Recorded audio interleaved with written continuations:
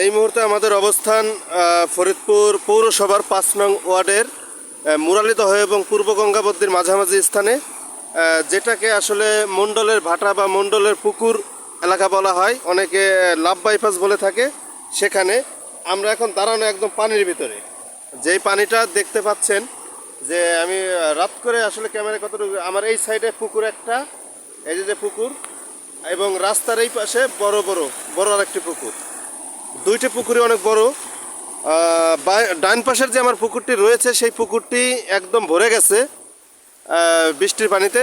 গত 2-3 দিন যে বৃষ্টি হচ্ছে, সেই বৃষ্টিতে ভরে গেছে।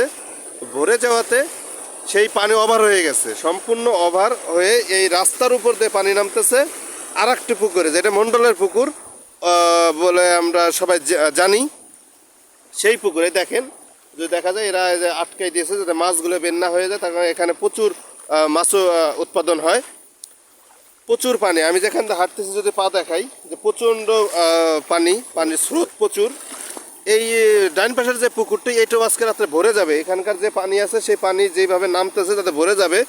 সবচেয়ে বড় বিষয়, পানি ভরার চাইতে এই যে রোডটা রয়েছে, এই রোডের এখন যে পরিস্থিতি, এখানে আমি যদি একটু দেখাই যে পানির স্রোতটা যেভাবে যাচ্ছে, পানির স্রোত যেভাবে যাচ্ছে, তাতে মনে হচ্ছে যে রোড ভেঙে যাওয়ার সম্ভাবনাটা অনেক বেশি।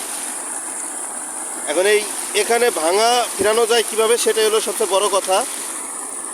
যদি স্থানীয়ভাবে কোনো উদ্যোগ নেওয়া যায়, তাহলে হয়তো দেখা যাচ্ছে রোডটা ভাঙনটা দূর করা যাবে। এখানে কিছু শক্ত কিছু ফেলতে হবে, তা নাহলে পানির স্রোতের কারণে এইভাবে ভেঙে যাবে।